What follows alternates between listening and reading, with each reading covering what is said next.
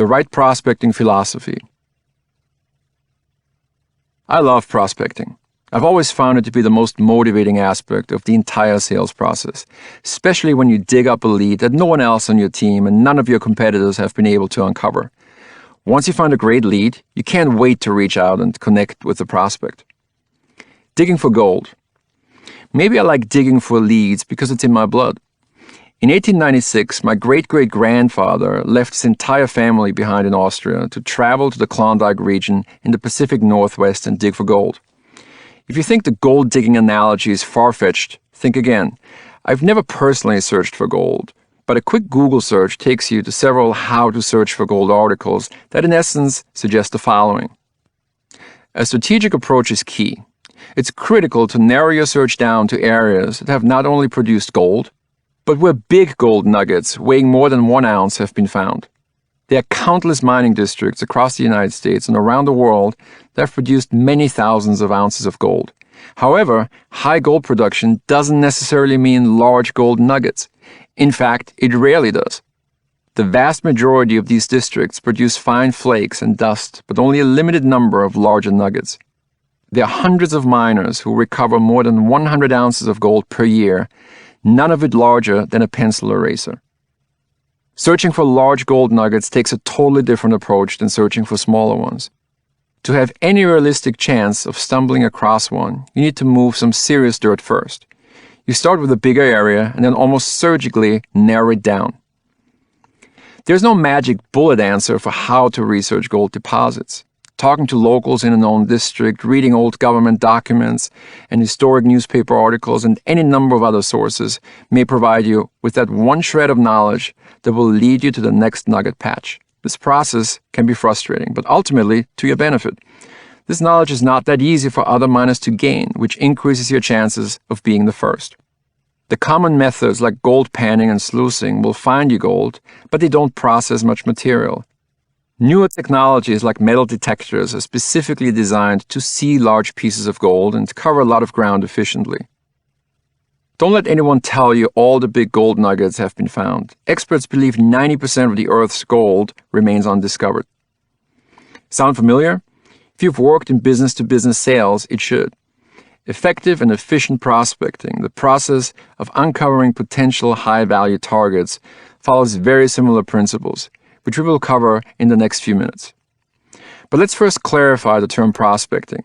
The term has been defined in several ways. Sometimes it refers to cold calling or other efforts to set up a meeting with a prospect. Or it is used as more of an umbrella term that encompasses finding, researching, and contacting leads. For our purposes, prospecting explicitly relates to all the activities undertaken to identify and evaluate leads. It does not include your attempts to actually contact prospects to set up meetings. That will be covered in the next section, Connect.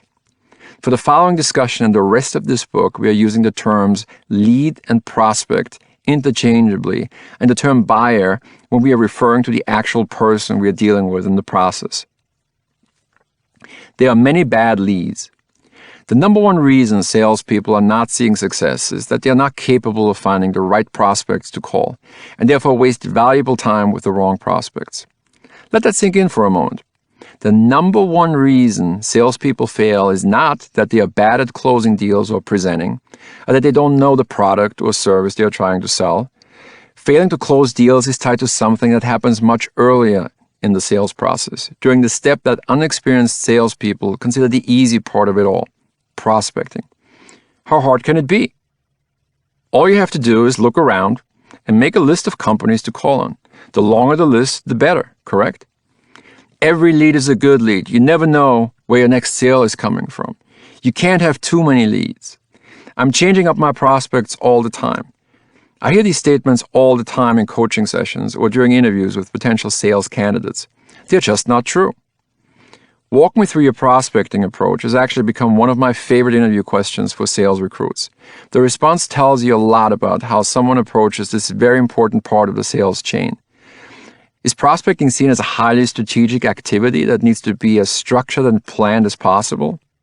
Or is the person just writing down names of companies by hand in a notebook? Even the most gifted salespeople will not produce good results if they are calling on the wrong accounts. Strategic prospecting means effective and efficient prospecting.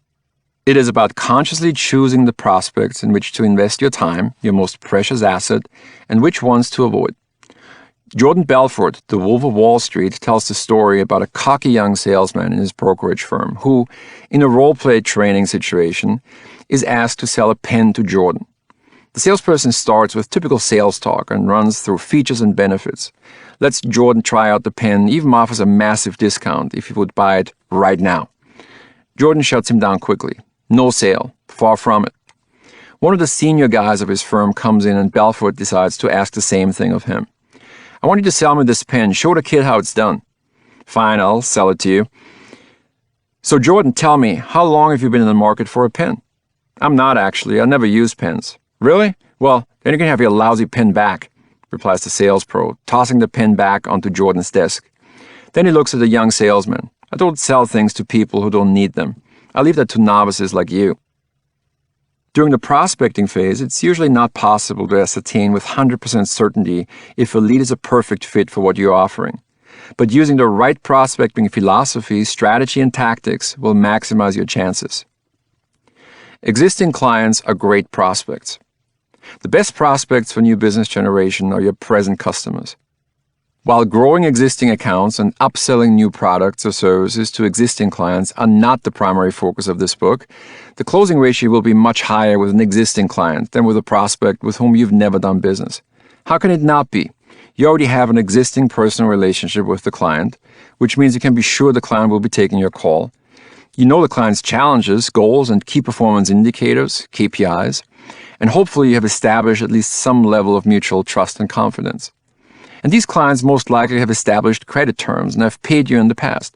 In fact, many of the new leads effective salespeople are looking for during the prospecting phase are modeled after their existing successful clients. I've posted notes in imaginary lead lists. When struggling salespeople seek me out for sales advice, I first ask to see their lead list. Actually, I've been trying to impress upon my team's sales managers to make consistent review of their sales force's lead lists their highest priority. You wouldn't believe some of the lead lists I've seen over the years. I don't even necessarily mean the type of leads on the lists. We will get to those. I'm talking about the lists themselves. I've seen them as 15 yellow post-its, perfectly aligned on a desk next to the keyboard. I've seen them in handwritten notebooks, with words crossed out and written over, on separate pages, some even half ripped out, with names of prospects underlined 3 times or circled twice. I've seen them on whiteboards, color-coded with 14 different markers. I've seen them in the form of multi-page printouts from certain databases or directories. And sometimes I did not see them at all, because the salesperson had them all in my head, no need for me to write them down.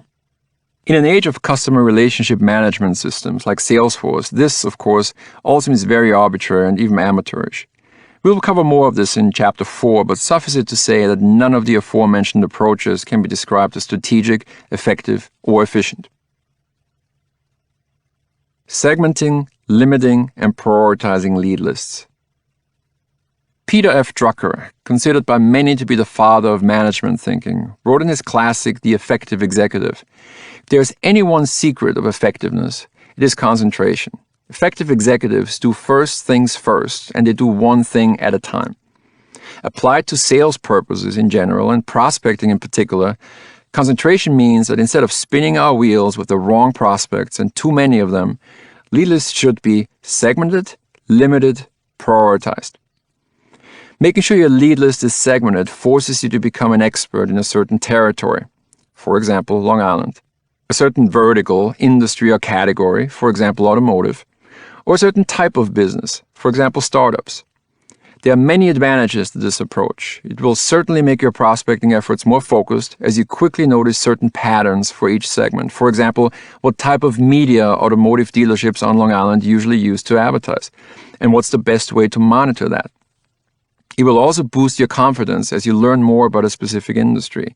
You become familiar with certain technical terms used, for example, number of ups, meaning the number of potential customers coming into a car dealership, and with common challenges that all businesses in the segment are facing.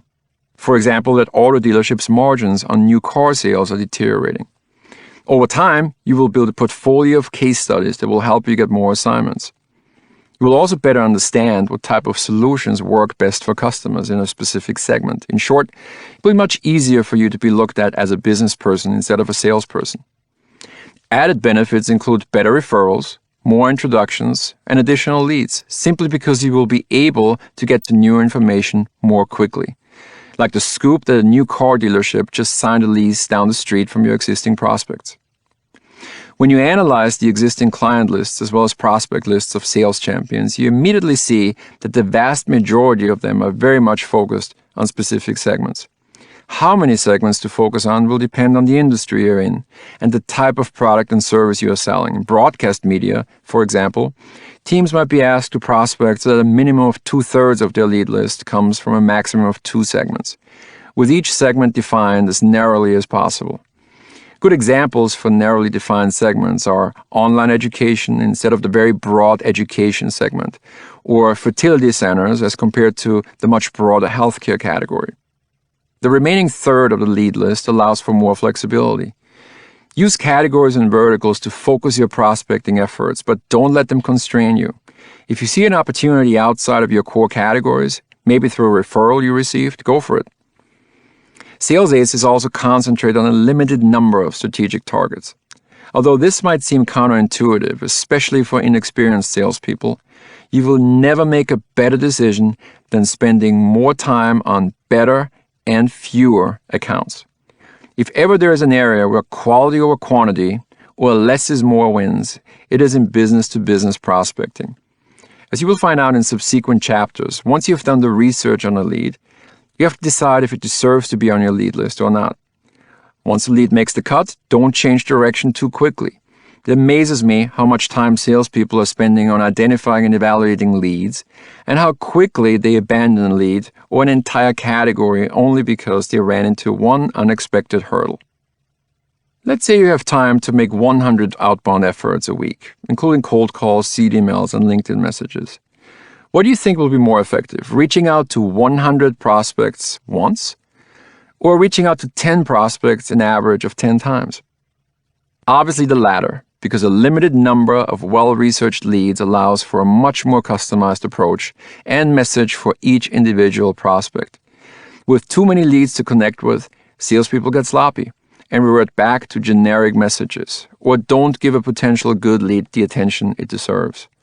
Having too many prospects on a lead list also tends to give salespeople a false sense of security, which again causes them to abandon good leads too early.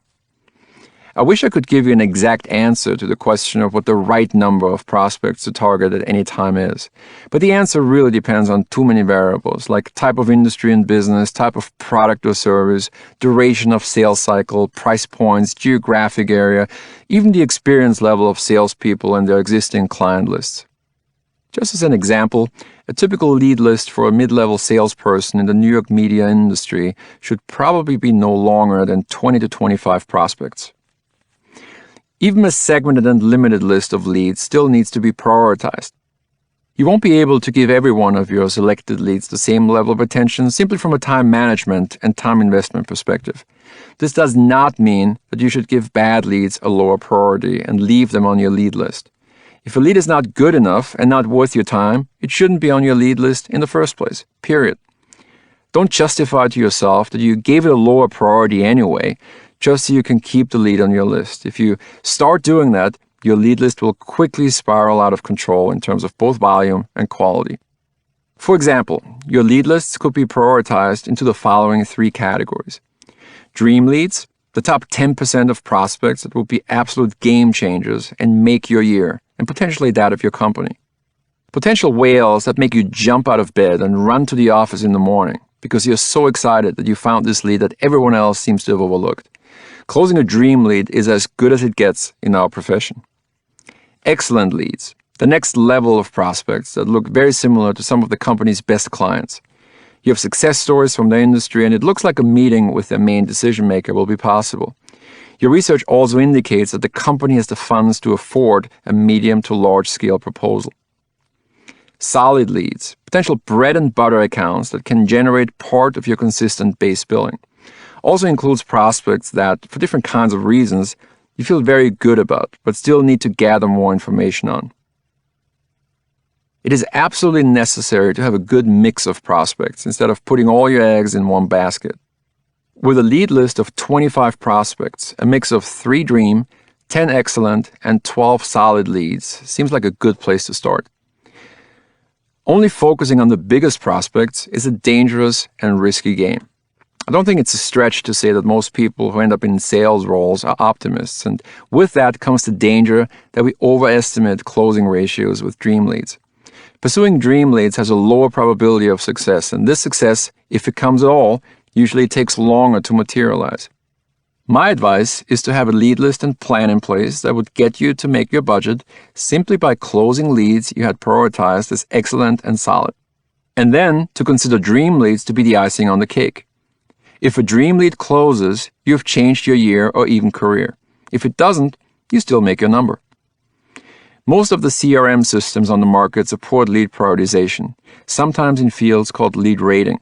It is critical that you take advantage of this function. It keeps you on track and forces you to allocate your time most effectively. Think big. An account list revenue analysis for a company that is providing customized solutions to other businesses will closely resemble the example shown in Figure 2.1. It plots the number of a company's clients on the x-axis, with the largest client on the left side and the smallest one all the way over to the right. As you can see, the company in this fictional example has about 230 clients. The corresponding annual revenue for each of these clients is plotted out on the y-axis. You will immediately notice the hockey stick form of the graph, with the right side usually referred to as the long tail. In our example, the company's largest client is spending around $10 million a year, the 9th largest around $4 million, the 46th largest client around $500,000, and so on. An eye-opening exercise for new sellers is to have them guess how far they have to move to the right of the x-axis in order to get to the number of clients that together make up 75% of a company's revenue. The typical estimates are either very close to the middle of the graph or even further to the right. You need a lot of accounts to get to 3/4 of the company's total revenue, the thinking goes. And of course, that couldn't be further from the truth.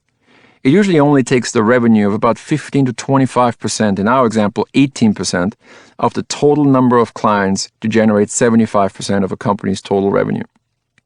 These accounts are commonly referred to as key accounts, the clients that financially contribute the most to a company's revenue in the short and long term, with annual renewal rates much higher than smaller accounts.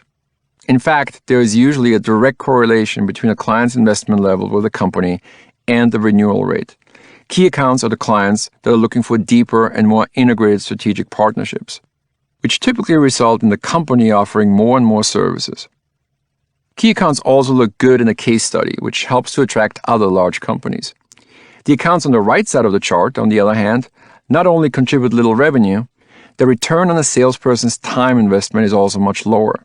Small clients are certainly as demanding as larger ones, but also are usually less reliable when it comes to payment and overall usually less satisfied, resulting in the already mentioned lower renewal rates. So why are salespeople going after these small accounts? The blunt truth is because they don't know how to prospect or don't have the confidence to engage with larger leads. The successful salesperson is the one who knows how to play on the left side of the chart. That's where careers are being made and large commission checks earned. Segmenting, limiting, and prioritizing your prospect list is the best possible start to get you there. This doesn't mean that every new business account has to and can become a key account in the first year. It sometimes takes a few years to grow an account to that level, but they should have the potential of becoming a key account within a certain period, which can differ by industry, although 3 years is probably realistic. Prospecting process. The prospecting process encompasses 2 steps, which we will cover in the next 3 chapters. 1. Identifying leads, the process of generating lists of potential prospects that initially look attractive. And 2. Efficiently evaluating and researching each one of these prospects based on a predetermined set of criteria. Our goal for the first step is to find a larger number of leads. In the second step, we can narrow down the lead list further by using a process of elimination.